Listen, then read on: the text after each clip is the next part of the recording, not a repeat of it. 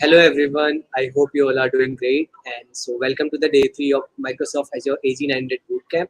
I hope you learned a lot from the bootcamp in past 2 days from Bhagavi ma'am. She's doing incredibly well to try out some hands-on labs to tell you about the Microsoft Azure and the basics of Microsoft Azure to get Microsoft certified. So let me give a crux about introduction about my ma'am. So she's already doing great. I hope you are already connected with her. Still, she's Microsoft certified trainer. She's Microsoft certified data analyst associate, and she's multi-cloud certified, doing an excellent job, open source contribution in cloud world. So over to you, ma'am. Thank you. Thank you. Let's get started for today. And today's agenda is all about Microsoft Azure's security and Microsoft Azure's pricing alone, which is Module 4 and Module 5 of the AZ900.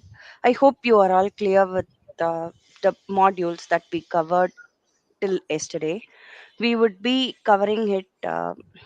If you have some doubts, then ping me at the end of the session or um, ping me through my LinkedIn as well if you have some doubts. And let's get started for today without delaying any. And module 4 outline is we have Azure security features, which has Defender for cloud and and we would be discussing about the resource hygiene, and we would be discussing about the key vault, Sentinel, and the dedicated host.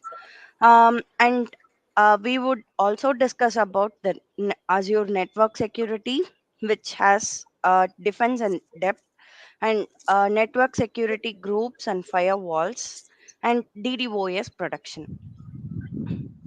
Let's start going through in deep about each domain. Microsoft Defender for Cloud Ma'am, is sorry, ma'am, I'm sorry to interrupt you between. Are you presenting sorry, something? I'm not sharing. I totally forgot. Let me share. Yes, Okay, thanks for reminding. yes, ma'am. It's visible now. Okay, Thank you. thank you. Yeah. Um,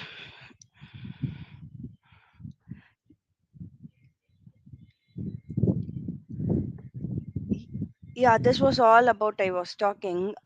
I gave an outline of what we are going to discuss, and we will get started with each domain now. Microsoft Defender for Cloud is a cloud monitoring tool um, which would be used to give us a threat protection and across the Azure and the non-premises data center. This would be used to let us know if there are any threats that are being occurred in the Azure or the non-premises data center, and this provides the security recommendations that we know that we need to do if we have anything, and if not, then that will not let us know. And it also detects and blocks malware, and majorly acts like a defender for our Windows or Mac, and this acts like that. And this is used to analyze and identify the potential attacks that are being done for the cloud. And uh, it also has just in time access control for the port, so that all the uh, so that all the malware s- are being blocked and detected. Um, yeah, we will go through what is meant by Defender for Cloud in the Azure portal in a short time. Meanwhile, let's discuss some more thing here, and then let's go back there so that we don't have to shift between those windows. Um, Defender for Cloud has few capabilities. One is policy compliance, and other one is continuous assessment, and other one is tailored recommendation, and the last one is the threat protection. What does the policy compliance means here is it runs policies across the management groups, and it also runs across the subscriptions and the tenants in it. And for the continuous assessment, what happens is it accesses the new and the deployed resources to ensure that they are configuring properly. If they are not configured properly, then that will let us know, saying that it has not been correct and we have to do some kind of action to it. And it will also provide us the threat protection, saying it will continuously monitor the whatever we are doing in cloud, and it will alert saying that we have some threat, and that needs to be taken some kind of action to it. And the last one is the tailored recommendation. This would be based on the workload and the instruction on how to implement them. The recommendation can be of anything, any sort of thing, like if we are getting an threat and that needs to be recommended with what kind of action it has to be done, then it would be doing that. And these are all some of the capabilities that the defender will be able to do. And moving to next one, which is Microsoft Sentinel. And Sentinel is a security information and event management, which is also called as SIEM in a short form. And this provides the security analytics and threat intelligence across the enterprise. Like if you have some kind of threat, or if you have some what kind of recommendation it has to do, then it would be letting us know what it needs to be done. And it will also show an analytics of what kind of security we have. And those are all things that is being taken care with the Sentinel. Like what you see here in the image, it would be collecting the data, security data across your enterprise, and then detecting whether we have any threat or not. And then it would be investigating like critical incidents while guided by the artificial intelligence. And then it would respond saying that it would be rapidly and automatically protecting it. And there are these are all the works of the Sentinel. And coming to the what it would be doing is what integration we can do with these is we can use a Microsoft 365 Defender. And Azure Active Directory is one of the majorly used across almost all enterprise. And then Azure Advanced Threat Protection. And the last one is Microsoft Cloud App Security. Let's go in deep about the each one's in a short while. Meanwhile, let's discuss about what is meant by Azure Key Vault, so that we can get the things that what we have discussed here to be very clear. um, Azure Key Vault is one which would store application secrets, like what we saw in yesterday's demo. It would be we can give the Azure Vault, and in that we would be able to store the secrets in the centralized cloud location. And we have to control that can be controlled across the permissions and access logging ins. It is majorly used in terms of the secret management, and then key management, certification management, and for storing the secrets backed by the hardware security model. One such example where we would be using the Microsoft um, Azure directory, or the uh, Azure directory or the defender is, I don't want to go, I mean, I I would just say in layman terms, like when we log in inside the Gmail, then that would we would have an recommendation email as well, right? And that would be saying security. That would be sending a security alert to the second email, which is linked to your primary email. That is one kind of the defender which is acting for the Google, and likewise we will be having for the Azure as well, and we would be using it. Like when okay, let's go back to the Azure Active Directory and then come back to these things.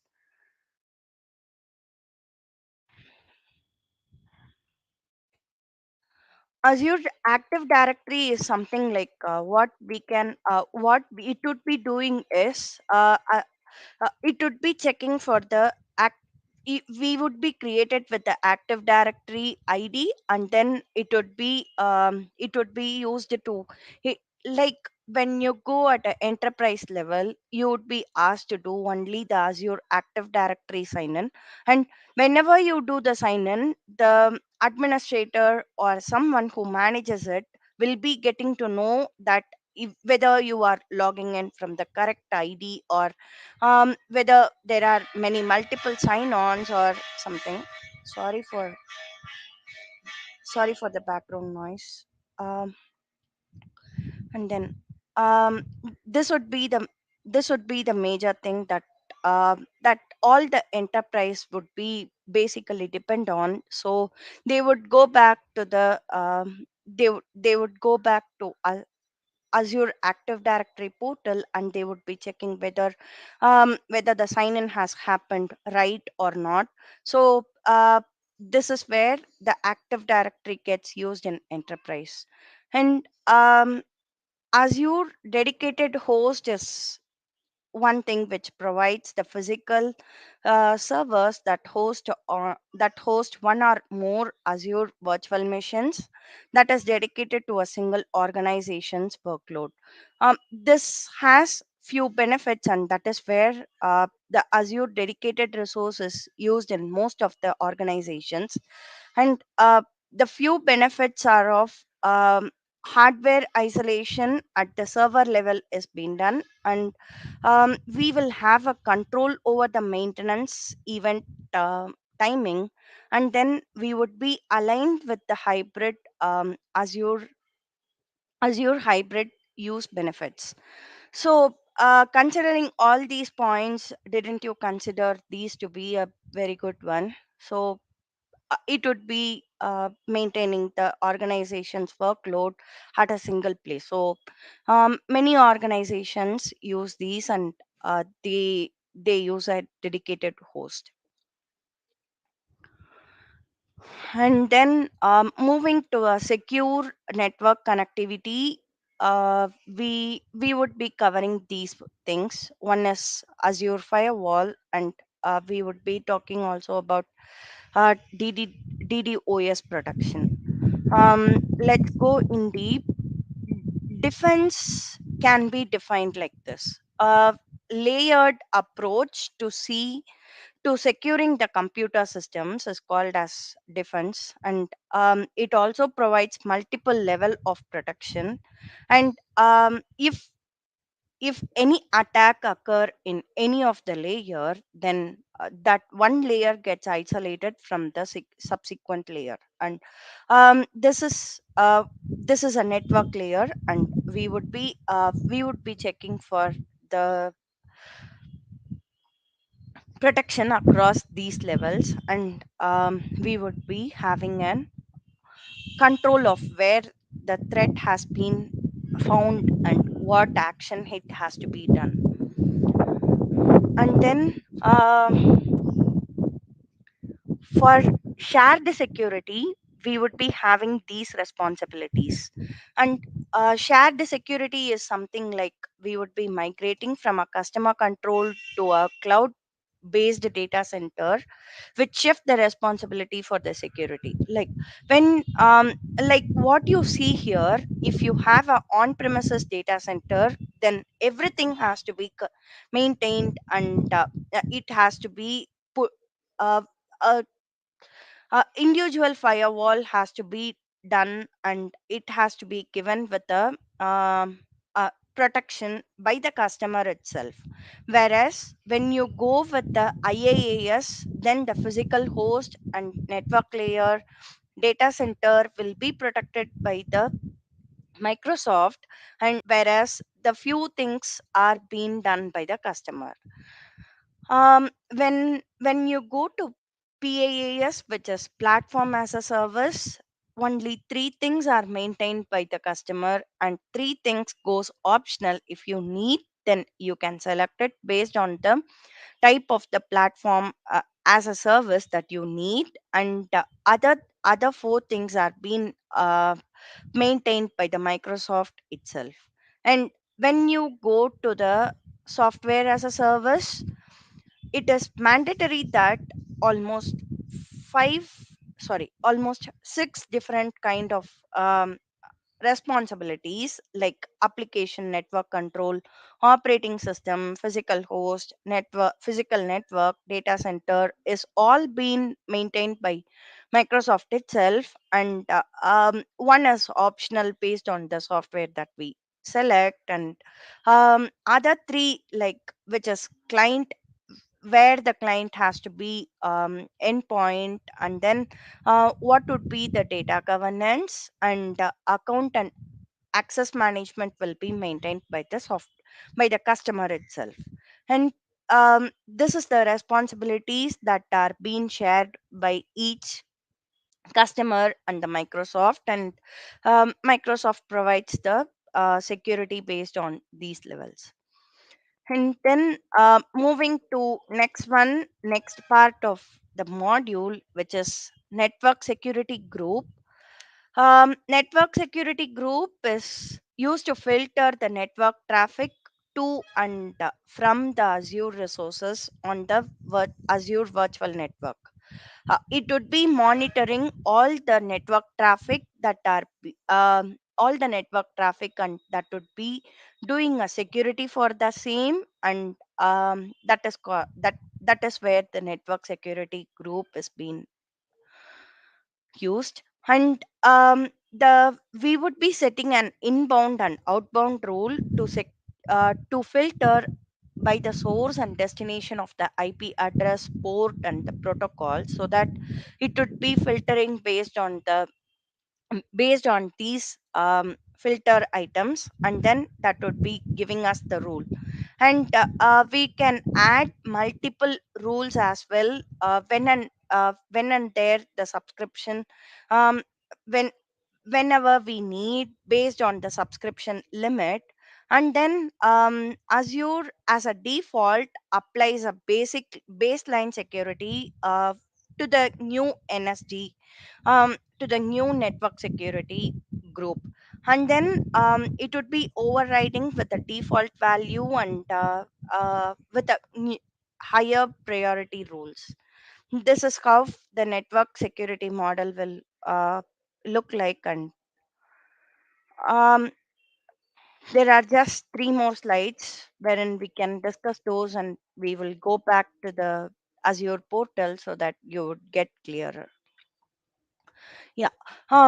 Azure Firewall is something like which should be acting as a firewall in terms of the malware protection, and that would not allow to enter the malware uh, inside uh, inside the cloud that that we would be using.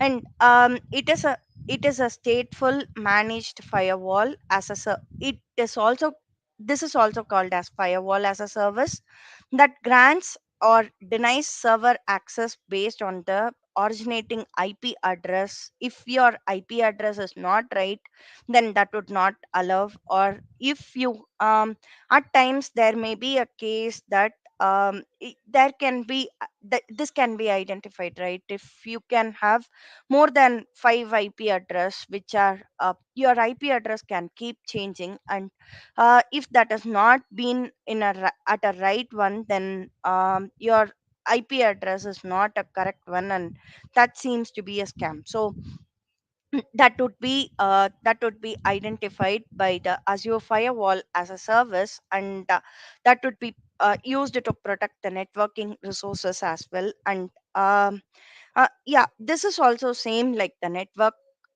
security group, wherein we can apply the filtering rules, like what we did like last time, in the last filter. And we can have a high built-in availability, and then we can have a unrestricted cloud scalability as well, and we can monitor this using the Azure monitoring logging. And then based on the application Azure application gateway, this also provides a firewall, web application web application firewall. And web application firewall is a one providing which would be providing the centralized inbuilt protection for your web application. And firewall would be stopping the threats, and that would be giving us a it would be acting as a gateway where the data has to flow, and then that would be detected.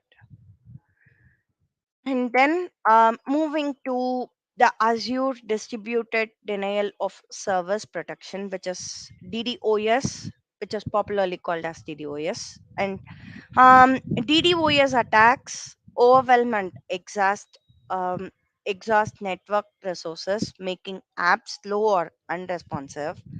Where you can face the network application to be very, very slow, and you can detect that to be a DDoS attack.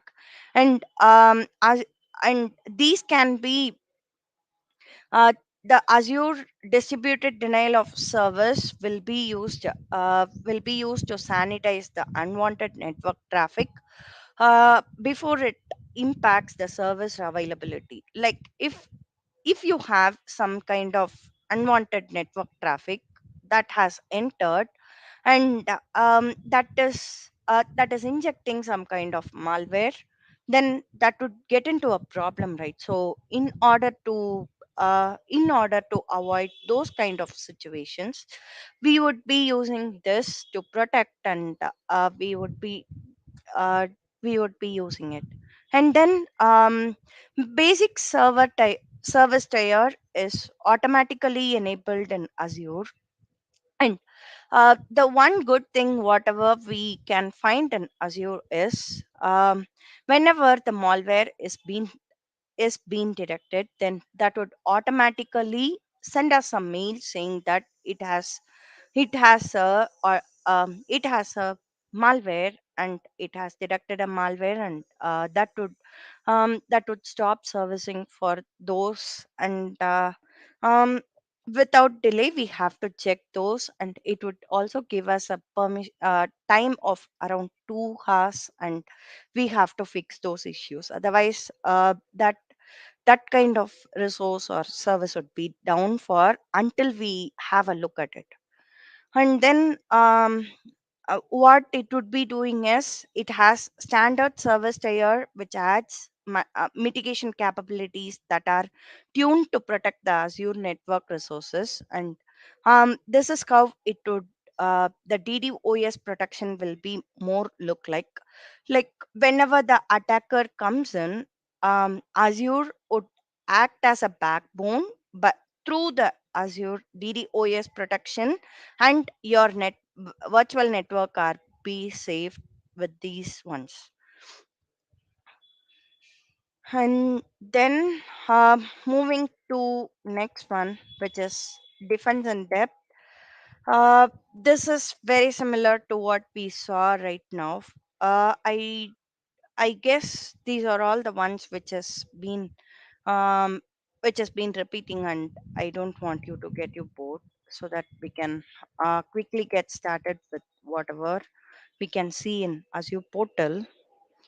And to make a defense, okay, you can like what we saw, we can, sorry, like what we saw, we can go to the Azure portal, and we can have a Azure Active Directory. Yeah, Azure Active Directory will be available, and when you want to create a default directory, then you can use these kind of ways, and you can create a user to the new directory, and you can also create a user and let them know what username and what would be the mm, what would be the one which you are doing, or you can also invite a user with the with, with his email id, or you can do those kind of stuff over here. Majorly Active Directory would be used by the network administrator, IT administrator, and then the people who are in network, and the developers are the one who would be just part of it, and who would be just inviting, who would be getting the invite, or who would be given with the id that was created. And whenever the id is being wrong, and what happens is, the default directory will have all those ones which are not part of it, and then it would not allow us to create it. That is where it is used. And apart from that, we can also have a group which can be created, where you can create a Microsoft 365 group, or you can create a group of security. And Microsoft 365 group is where you can have the Active Directory of, if you can, if, like, if my mail id is given, and if you are giving a Microsoft 365 um, uh, with a group created to it, then you will have access to the entire Microsoft 365 resources, and you would be able to get that. And if you are given a security, and you would be able to you can just check, or you can get those things done. That is called as that is all about Microsoft new group. And apart from that, what we would be getting is, we also have enterprise application, like what I told. We can have the different type of the enterprise application. These are all the things that are third party tools, and but we can still use it based on the cloud platform where you have to um, put it. And then when you want to create a Microsoft application, then you can give a name, and then you can specify what you are looking to do with your application.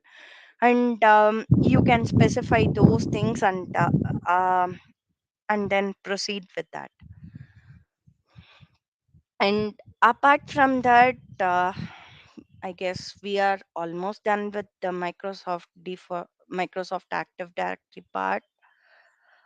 uh, App registration is mostly would be done by the, I, like what I told, the Azure Active Directory, or these things will be mostly maintained by the network administrator, or the IT administrator, and they would be using it. And when you want to register for an application, where you would be giving a name for whatever the display name has to be, and then what kind of um, account type it has to support, and which URI it has to redirect to. And this is a totally optional one. If you need, then you can give over here, else you don't need. Um, this is all about the active directory part. And then what we saw is, yeah, we saw many things about the secure network, right? And we can go to those things and get this.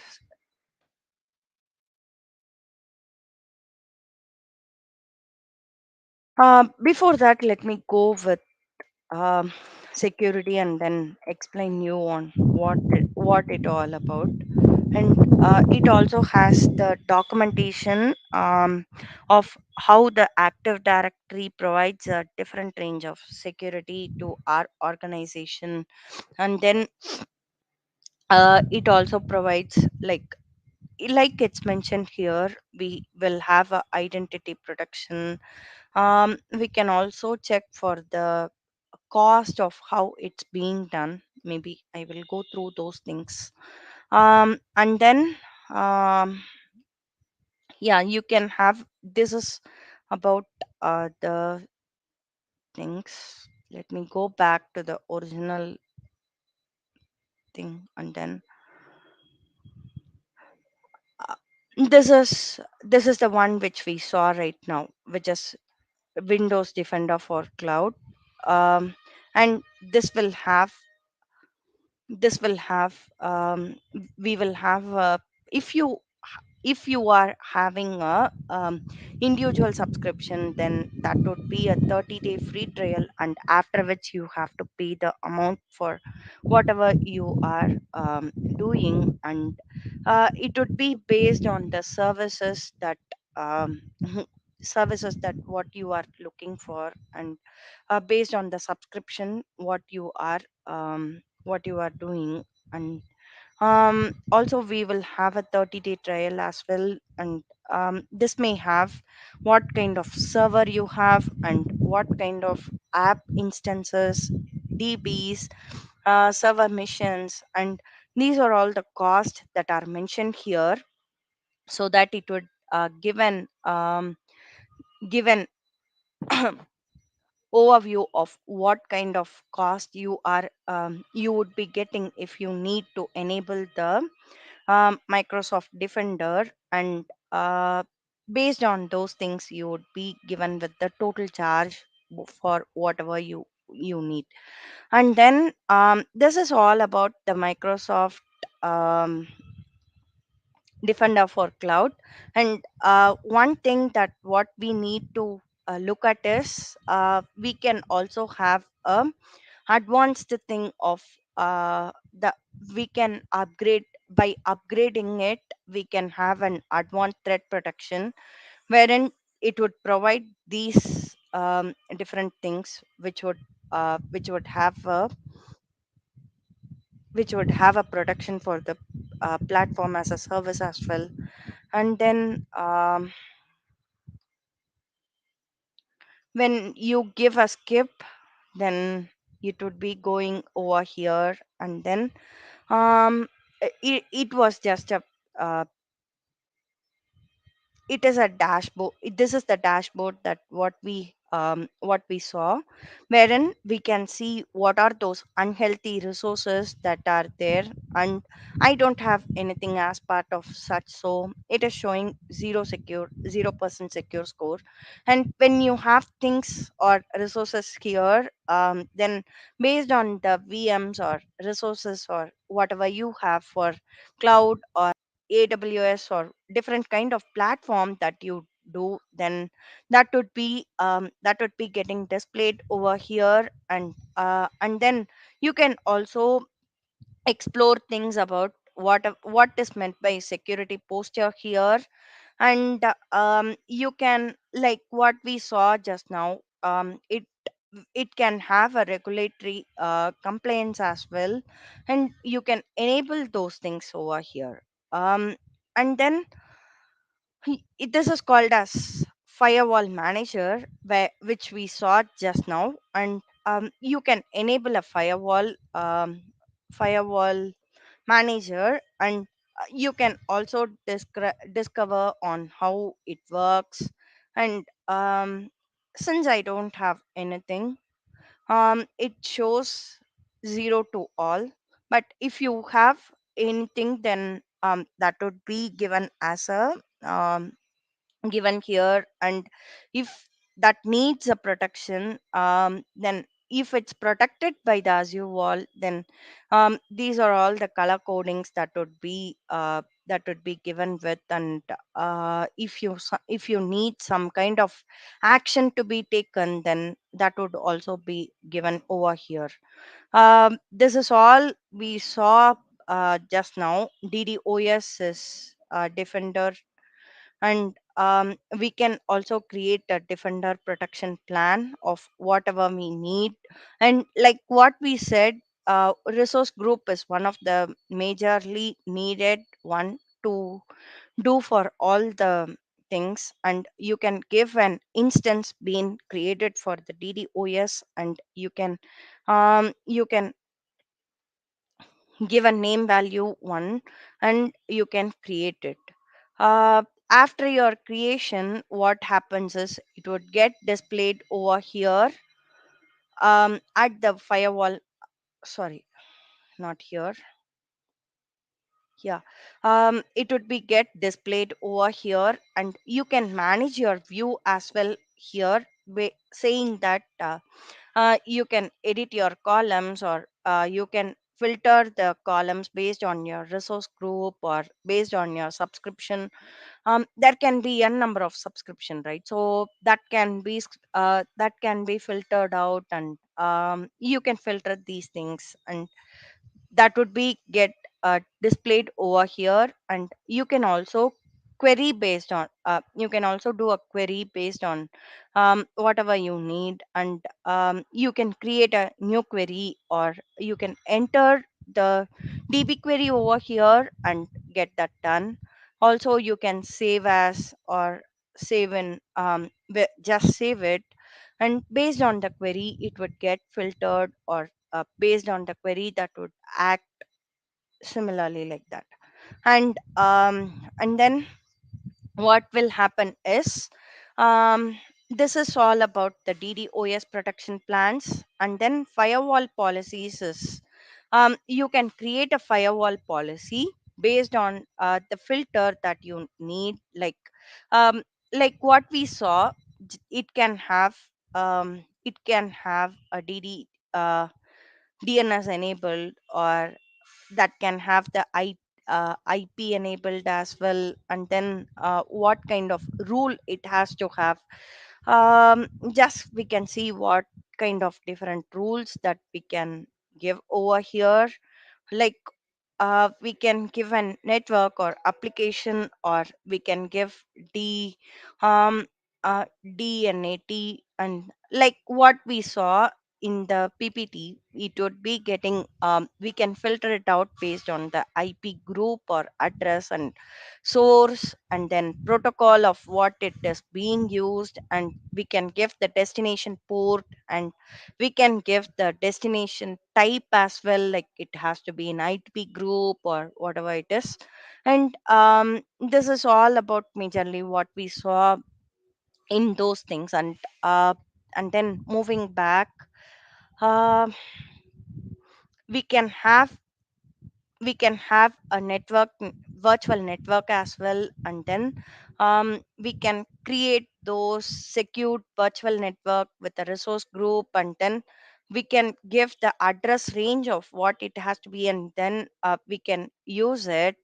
And we can specify the firewall, Azure firewall, that what we need over here. And then we can enable it or disable it based on the ones. And then how the firewall has to be, like it has to be standard or premium, or how it has to be. These are all the things which we can explore it very at a very when we start exploring, then these kind of stuffs become very easy. And then what would happen, I guess we almost covered with whatever we need for the um, module 4. And now let's go quickly without any delay to the module 5. I guess until this, you guys are clear, and if you guys have some doubts, then let me know. We would be taking it up. And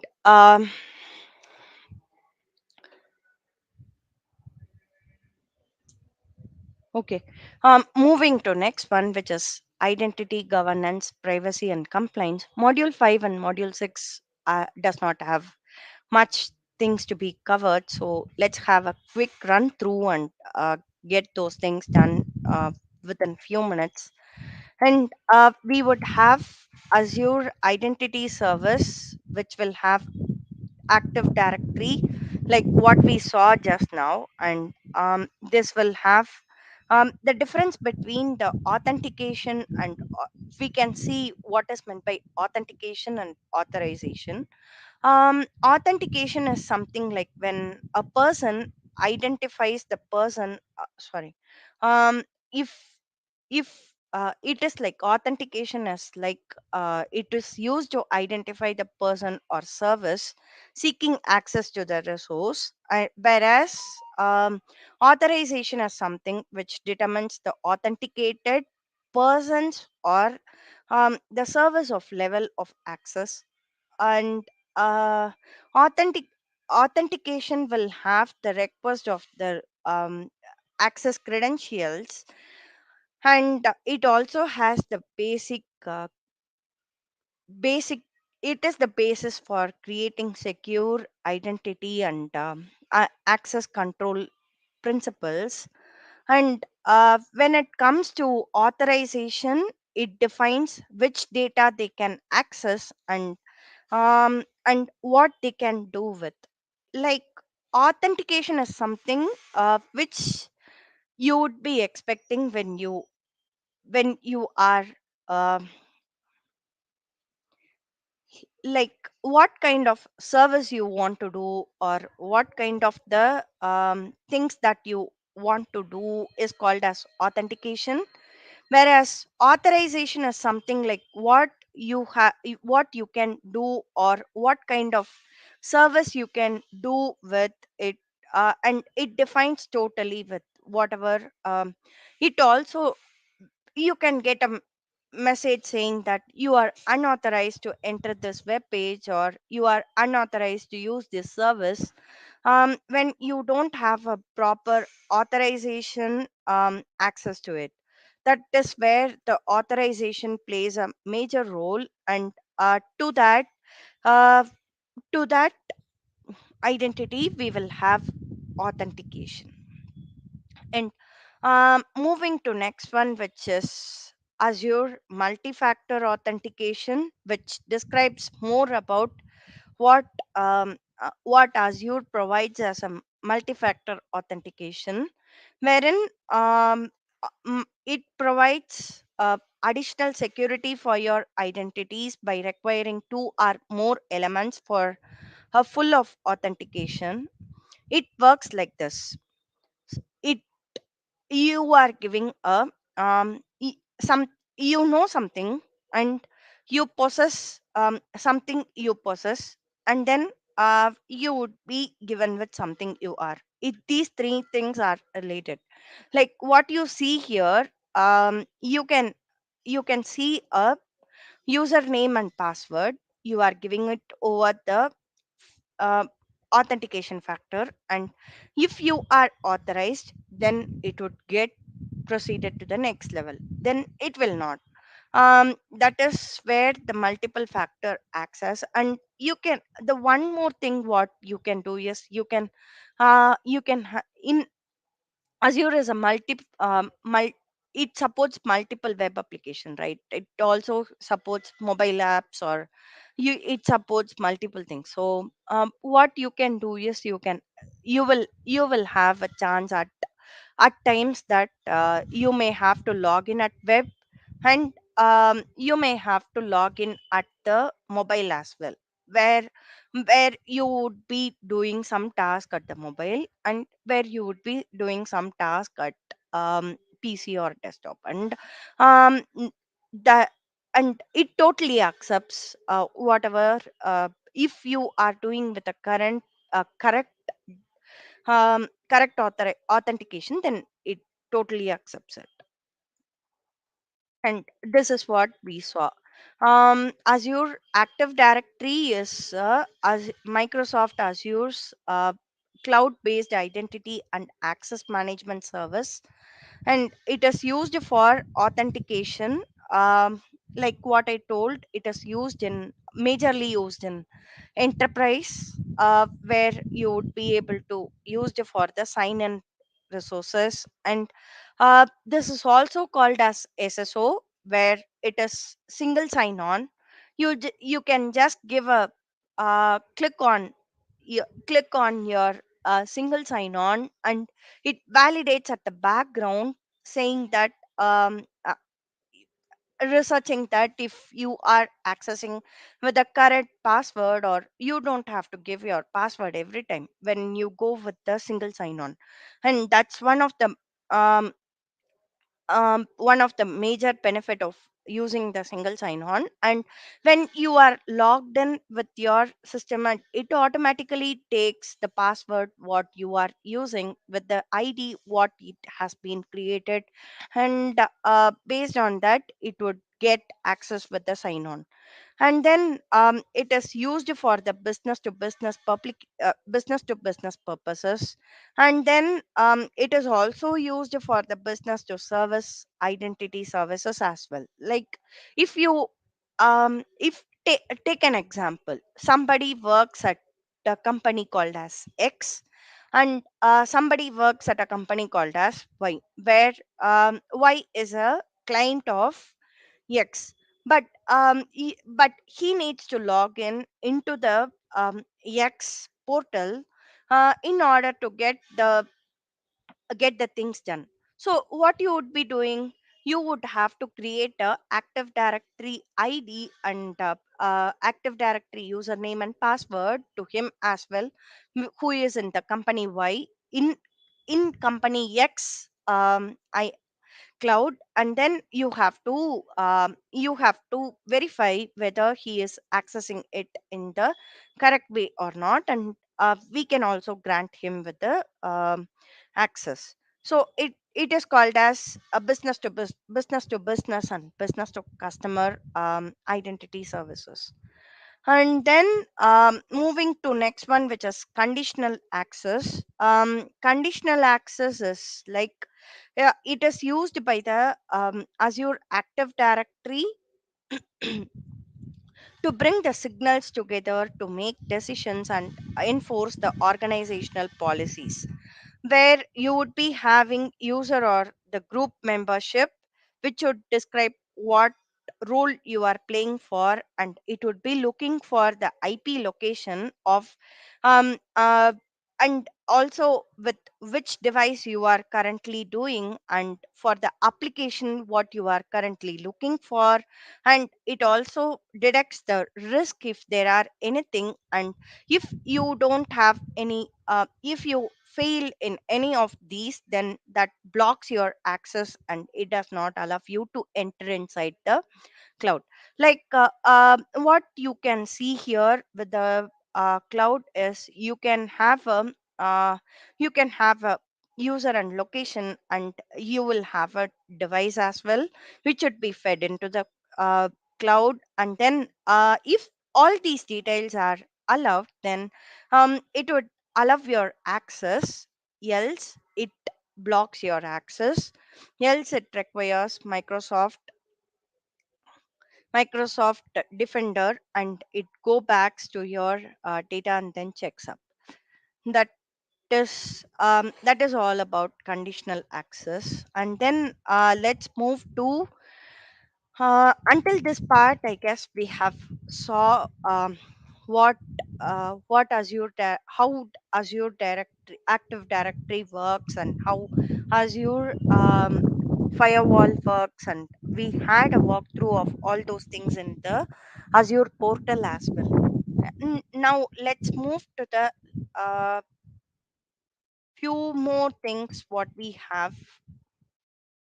Azure government methodologies. Azure government methodologies will describe of how the role-based access will have, and then uh, how resources logs and tags, policy, Azure policies, blueprints, and cloud adoption framework for Azure. Now, let's have a quick run through of these things. Um, let's explore how role based access control works, which is majorly called as RBAC. Um, RBAC will have, like what you see here, we will be having an active directory, wherein inside the active directory we can have users or apps what you need, or user groups like what we saw in the Azure portal, right? We would be having these things, and based on the Azure subscription we can have the resources, uh, um, resource group allocated to it. And what does the role based access works here is, it is a fine grained access management. It provides a fine grained access management, and it segregates the duties within itself, and then grant only the amount of the access to the users that they need to perform to to their jobs, and it will not allow everyone to access everything. If you need something, then that would be granting it, else it would not be allowing it to access. And then what it does is it allows you to enable the access to Azure portal, and it also controls accessing to the resources as well. And then what resource logs means here is, it protects your Azure resources from the automatically accidental deletion or modification. At times, what you will do is you would be deleting it off with some other mind, which is needed, but that would have gone to that would have been deleted, or that will not be currently in use. What this happens when you when it will not happen if you are just using it at major times. It would happen if many of the persons are working together uh, for a resource, right?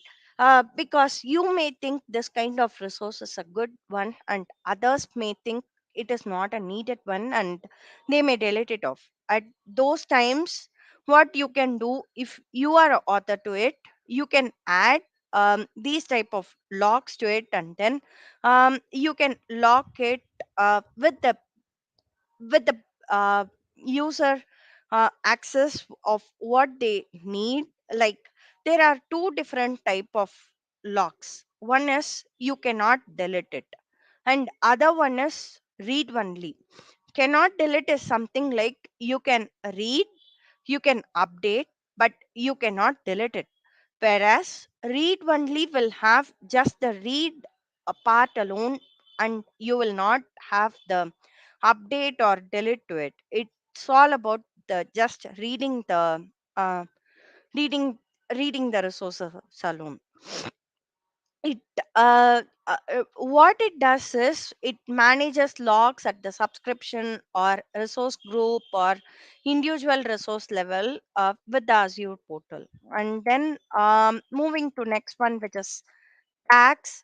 And where these kind of small things, you may think these are all small things, but what where these kind of small things will play a role is, when you are creating when you are acting as an IT administrator, or when you want to create some kind of um, uh, resources, or you are about to use it across the multiple persons, then these kind of things like lock or tag will get into use, and we can use it.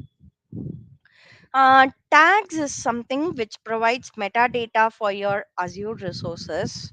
It logically organize the resource into a taxonomy, and then it consists of a name value pair. Like whatever we see, whenever we try to create, or whatever we try to create in Azure portal, you would be asked for a name value pair, right? And those kind of for everything you may have tags. And this describes what tags means and how you have to create those things. Um, and you may think these things are very small, but this will come up when you need it for when it comes up for the billing information. Billing does not have every details, right? And that would have a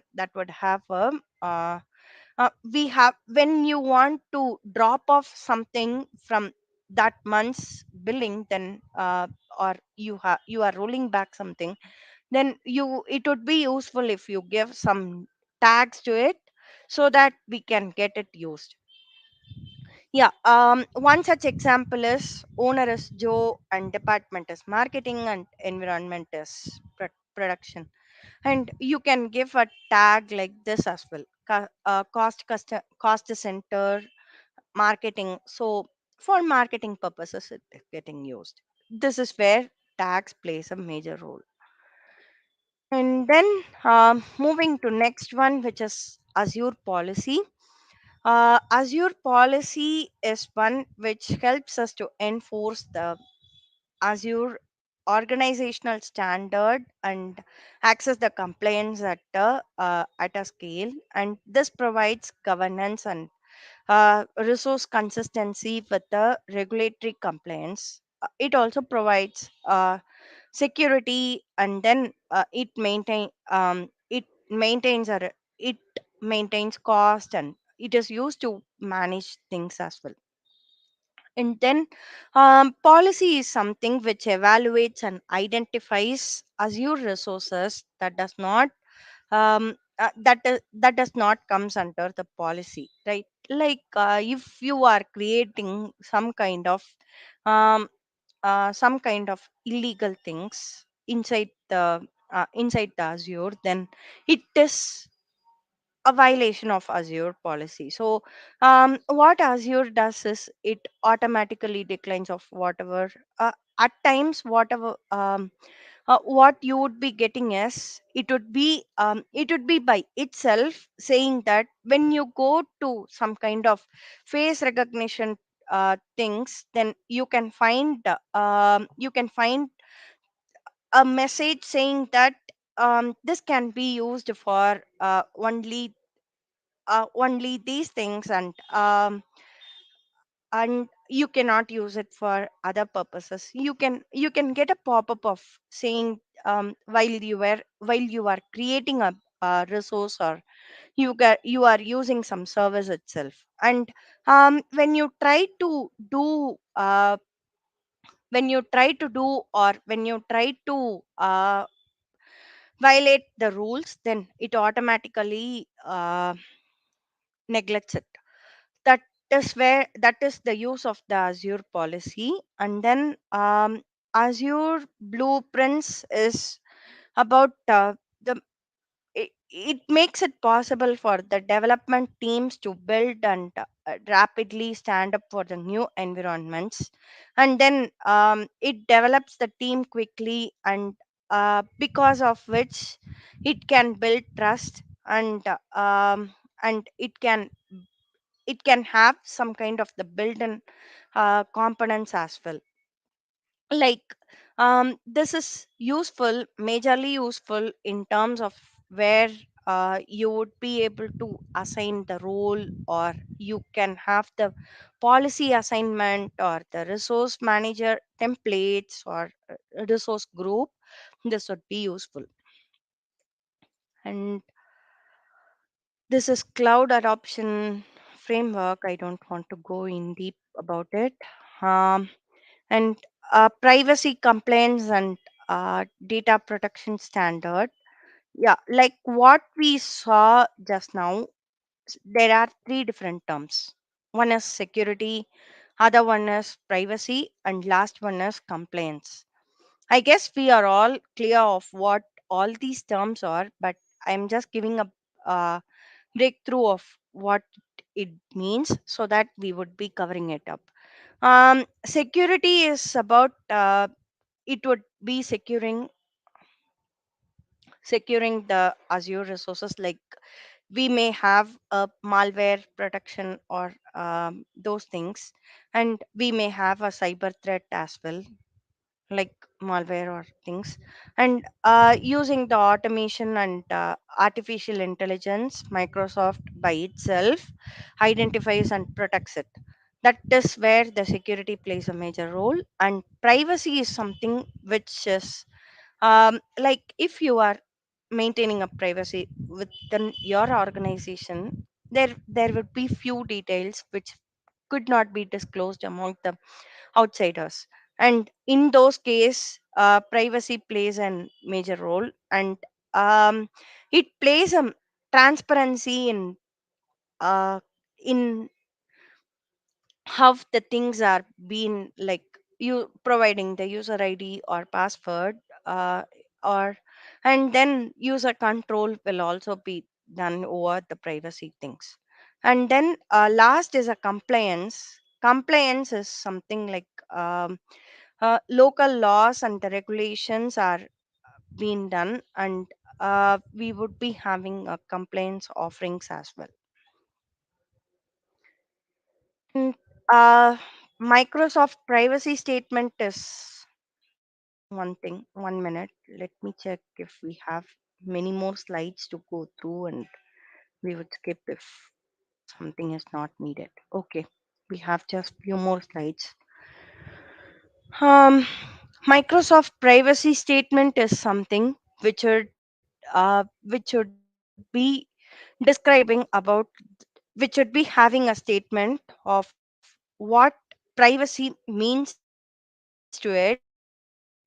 And you should not um, and you should not um, like you should not overcross the privacy levels of it. And the Microsoft privacy statement will majorly have the Microsoft, what Microsoft process does, and how the Microsoft process it, and what purpose of the data that is that it grants for, and what usage it has been done. And then uh, it also provides the online service terms and data protection addendum, and wherein the online service terms means um, terms and conditions. And it does not we don't have to go in deep about it.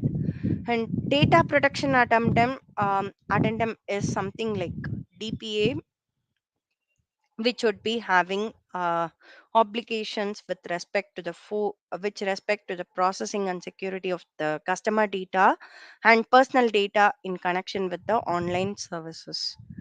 Whatever you do over there, we would be having a custom security for those data over here.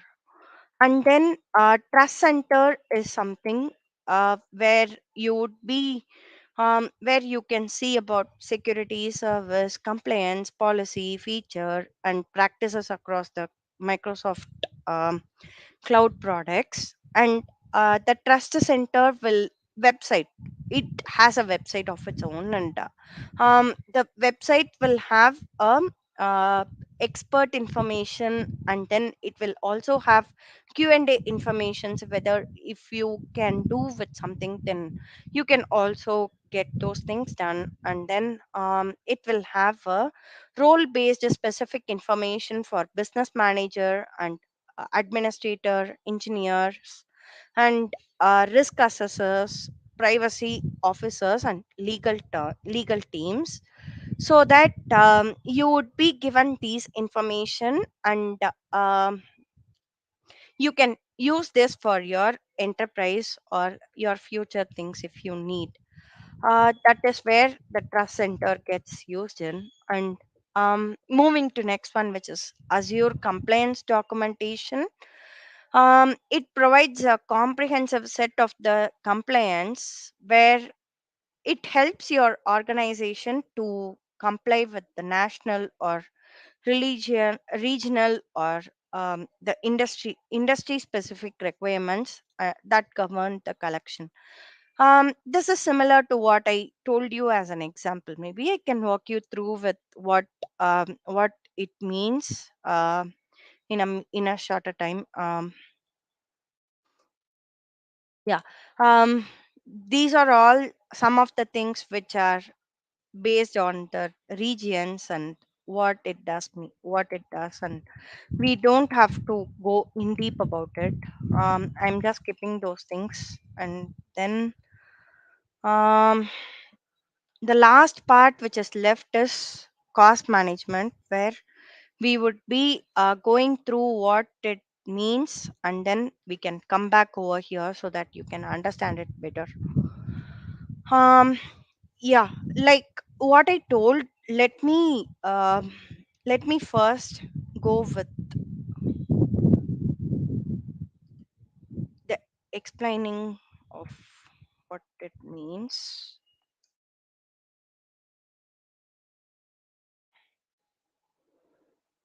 Now what I am doing is I'm creating an face API, and while creating itself we can see something like,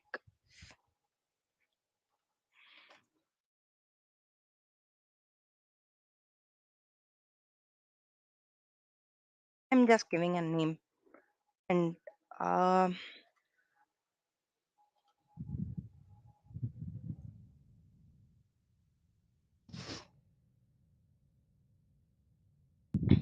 okay, it will not allow space in between, so I'm just moving those space, and I am giving it as this value.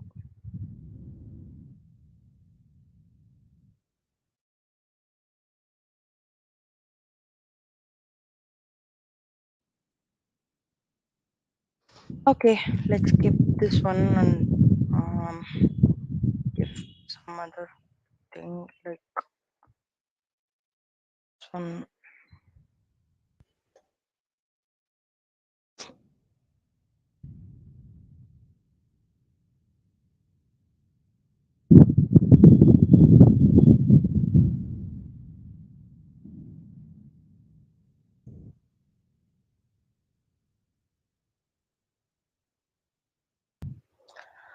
All right, let's not waste time with this.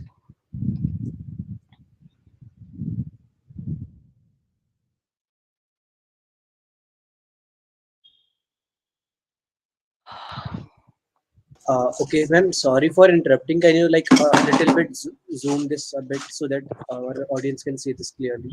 Sure. Yes, ma'am. Perfect. Is Thank it you. okay now? Yes, ma'am. Okay.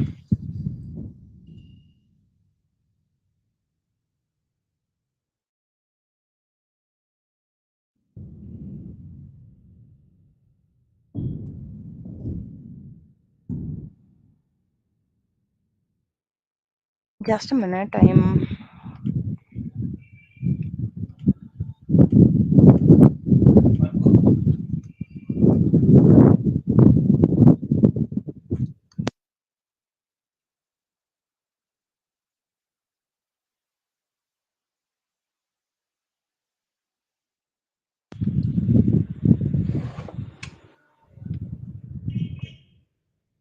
This is okay, right?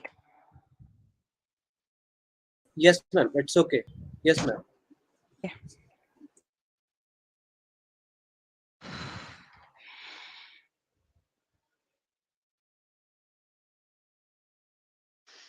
Okay. Let's not waste time with this. But what I was trying to what I was trying to say here was, if we give some kind of resource, or if we try to create some kind of uh, things, then what it would happen is it would be saying that at you will not be able to use this as a compliance policy for these kind of things. Like for face API, it would say something like we cannot use it for um, police or other related things while you are creating it inside the east us or something like that.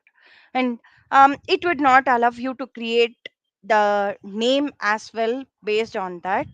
And it would say a pop up at the down, pop up at the down saying that, saying like whatever we mentioned. And it would not allow to create it as well. And um, other one is all about the last one is all about the pricing. For pricing, what we would be doing is we can go to cost management, and inside the cost management, you can get the, okay, you can analyze the cost of whatever you do, and then you can do whatever you want over here. And then you can also manage your budgets based on that. And then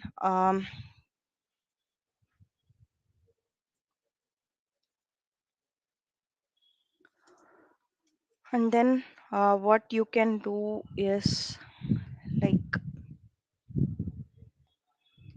we can go over here. There are multiple things, right? And you can, we will also have some documents based on those as well. And um, you can look at it when you find time. And then yeah, uh, you can create a quick start of how you have to do a checklist of what you want to do. And then when you want to analyze cost, then you can go over here and you can select whatever you need. Like if you want to do with the resource group, you can come over here and you can do with whatever you need. And then whatever it is there, so we would be getting those things here, and you can compare the price of those things as well here. Also, the one thing is you can download whatever you compare as a cost analysis to be in form of excel or whatever you need, so that you can present it to someone if you are presenting it. And then you can also use it for the he- comparison purpose as well. And what happens is you can also go back over here, and you can also type cost alerts. You can have cost alerts being created where if you can create a budget of what you are what you need. And then on based on the what filter you need, like whether the billing period or based on the different factors, there would be different factors available over here. And based on those things, if we need then if you want to just uh, filter it based on the resource id, then you can come over here. And I have one resources being used for this demo, so I would be selecting it and I would be adding a filter. Then the filter gets created, and you can have multiple filters being created to one alert. And you can have the billing number or whatever the filters that are present here, you can add those as well. And then come back, you can give it what it what does the name mean, and then how the billing has to be reset. And then how the when is the creation date. The creation date you cannot change it, wherein the expiry date can be changed. You can change it. And then what would be the budget amount what that you want to spend would be given over here as a threshold value. And you can create it off. And going to only after I do it, it would be able to.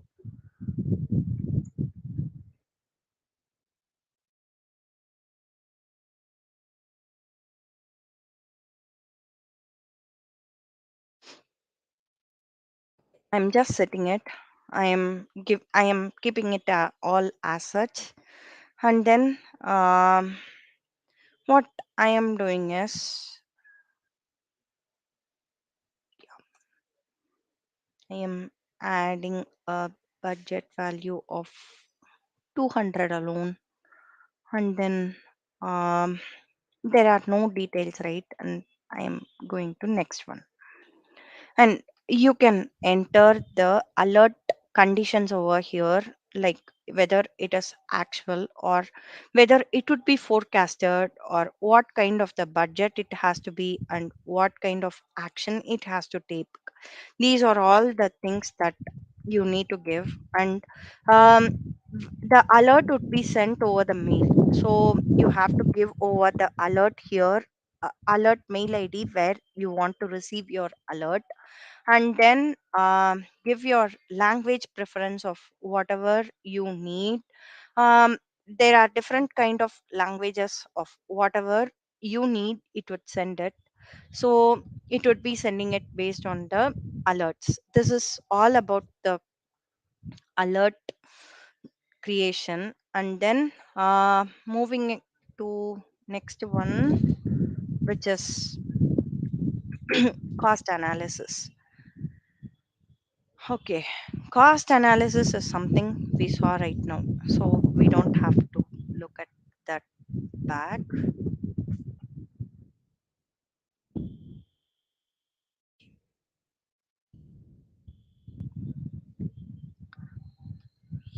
Yeah. Next one is about cost management and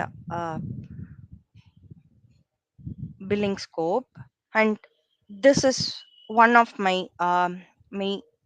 Okay.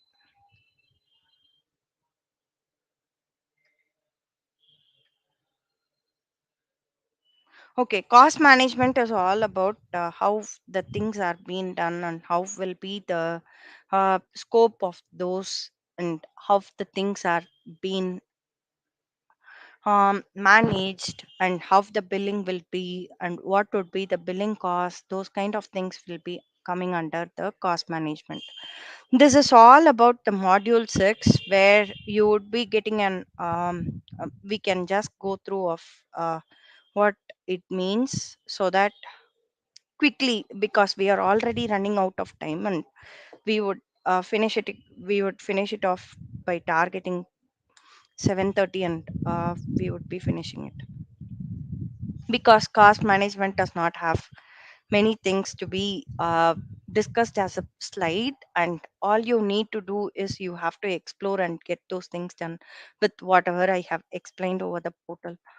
And what factors that affects cost is, one is resource type, and other one is service, and the last one is location. Because the location, based on the location where your service is being hosted, the um, or based on the resources that where your location has been hosted, it depends on the charge of whatever you can get. And then based on the services what you are opting for, like when you go for AI and ML, few things are free, but few things does not come under the trial version of Azure as well, where you have to pay the fee, and then pay the clouds amount, and then you have to get those services and use it off. And based on the resource as well, like what kind of resource you are currently creating, and then what kind, where it is, it all depends on the cost factor. And cost factor also has these things, like it depends on the bandwidth of how the data is being transferred, or based on that the pricing is being done, and based on the Azure data centers where it has been stored, And reserved instances is something like when you commit to buy one uh, okay when you commit to buy a long term plan, or uh, like 3-year plan or 1-year plan, or for how many different products you buy, we can use it off. And then how the hybrid gets used off is one of the factors. And we can have a pricing calculator uh, that helps us to give a overview of how many calculator that are being like how the price has been done for the different ones, and we can use these things. We can also filter these things based on the region, tier, or the building options, support options. And um, whenever you whenever you add resources or virtual machine or whatever you need over to it, and when you want when you want a estimate of those things, you can add it over there. And we can have a estimate of those things. And we can have a estimate over displaying like this, based on these things, and it would display the estimate. And uh, yeah, I would like to walk through, but it's already 28. Okay, let's finish it off and then go back. Total cost of the ownership calculator will also be displayed. And then it is used to estimate the cost savings, what you can get when you migrate it to cloud. And then yeah, there are two things to be covered. I would covering it off. And then Azure cost management is something we saw just now. We can have the Azure cost management for reporting, data enrichment, budgeting, and alerting recommendation. We can create alerts, or we can recommend some cost recommendations, or we can create a budget of what we can spend for that month, or till the next cycle of billing comes. And those things are Azure cost management. um, this is one good way of performing the Azure, minimizing the cost in Azure. One is these things has to be done, like you have to perform a cost analysis. And that can be done using Azure pricing and TCO calculators. And other one is you can monitor it using the Azure advisor. And then you can use it in spending limits. Other uses use Azure reservations and Azure hybrid benefit, which is also called as hub. And what you can choose is you can choose the low cost locations and regions. If possible, use low cost locations as well.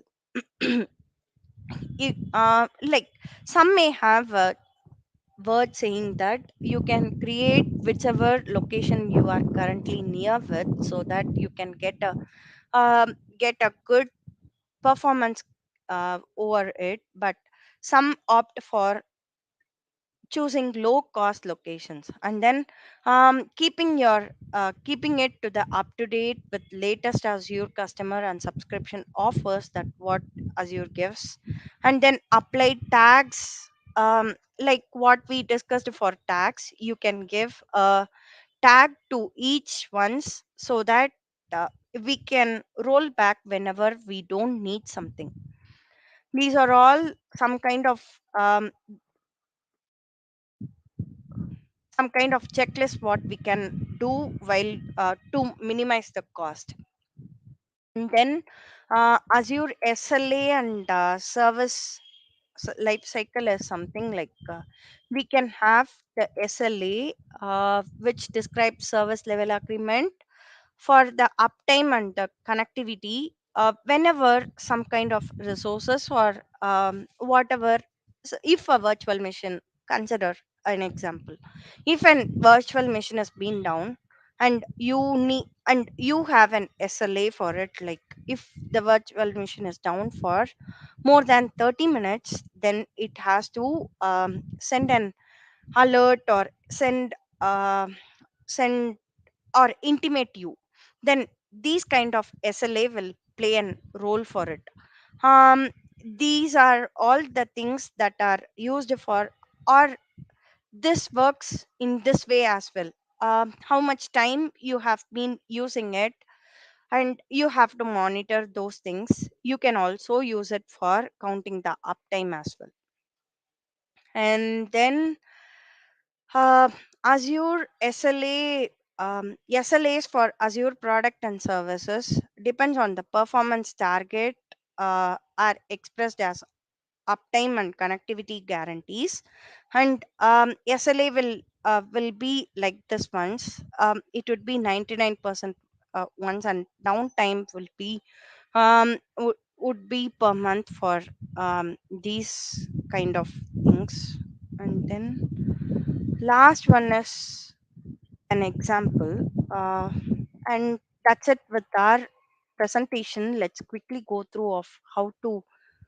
We are left with two things to be covered, right? And I would quickly go through those things, and then we'll finish off the session with again of how we'll be letting you know of how these PPTs or slides or wordings will be present and how you can go through at a future state. And yeah, pricing calculator is one thing which we left, I guess. Right? Okay. Pricing calculator.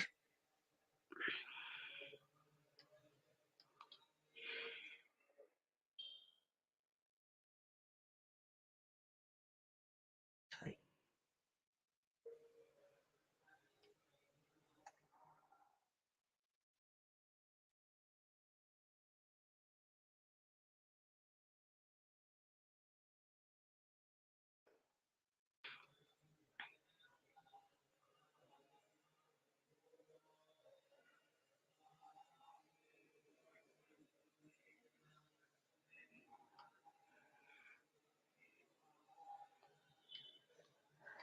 Since everything seems to be um,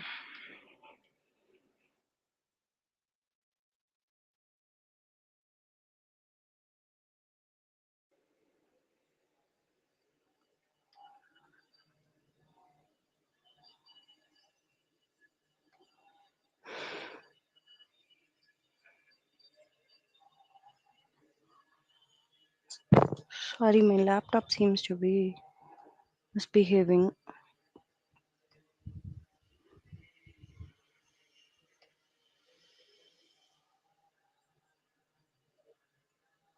Since I don't have any kind of resources as well created to it, I guess that would be impossible for me to create the pricing estimate as well, because I didn't have the VM created. Like we created yesterday and we used it, but I deleted it off because I don't want it to be built for me. So I deleted it off. Maybe okay. You can start. Maybe I can show you an example of how pricing calculator works.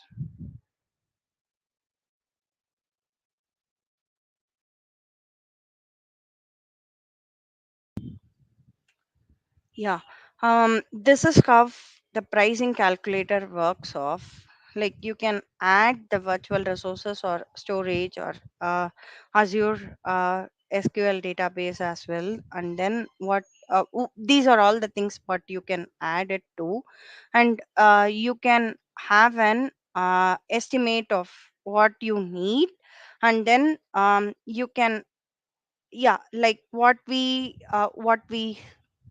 see here, it would be doing like this, and you can have a saved estimate of you can create a estimate for your own.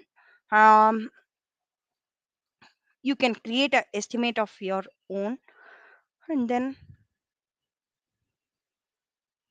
you can select whatever you need, or you can deselect whatever you don't need, and then you can again view the estimate of those things.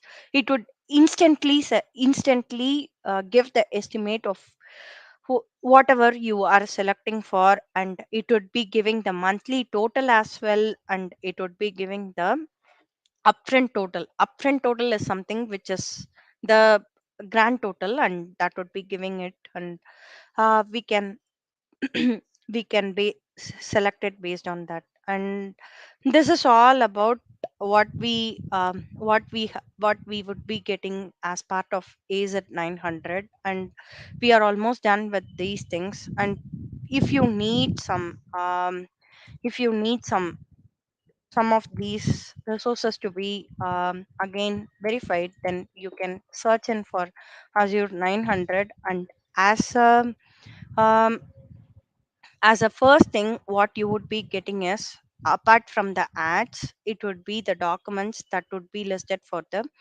that would be listed by the Microsoft by itself. And when you get a chance of going through what are all the things, then you can go over here and Microsoft Certified. You can It gives you a preparation details as well. And then um sorry, it's coming back and back. Yeah. You can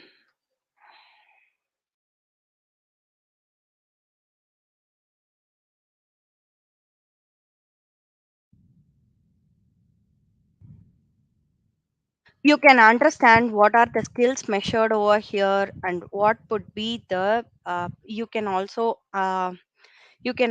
attend, or you can also study by yourself with these concepts. And then it would also Microsoft also conducts the virtual trainings for Azure 900, where it gives where it gives an opportunity for you to learn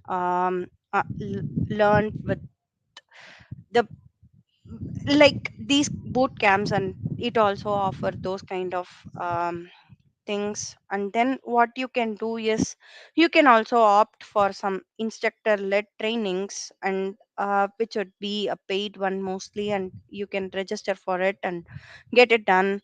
Or what you can do is, you can have the practice exam as well, and clicking on these things, you can get those things. And there would be something called as Microsoft Learn, and from Microsoft Learn we can get many things, and you will have different modules which we covered. And clicking on each module, you would be taken to that page, and what are all those things which are needed for that module will be covered in deep, and you can get it clarified.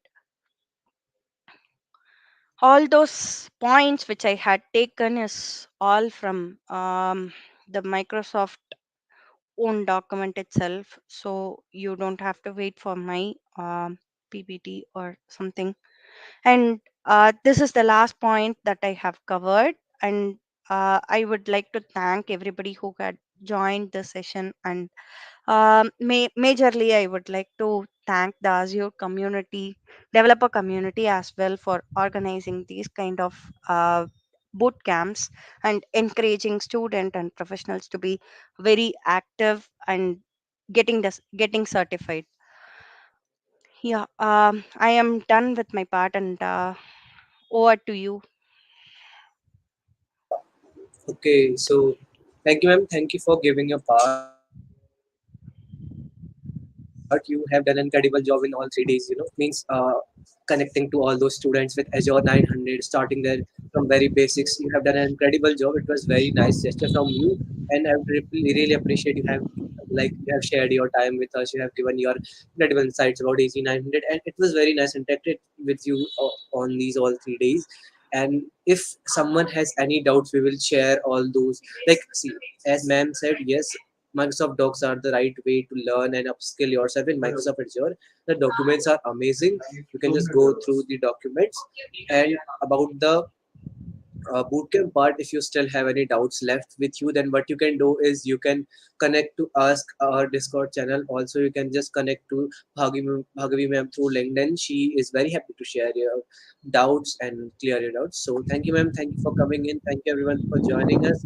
Thank you, school or college organizers, for collaborating for this bootcamp and helping your students. It was very perfect initiation from your college side. So thank you, everyone. Thank you. Thank you, ma'am. Have Thank a you nice all. day. Thank you.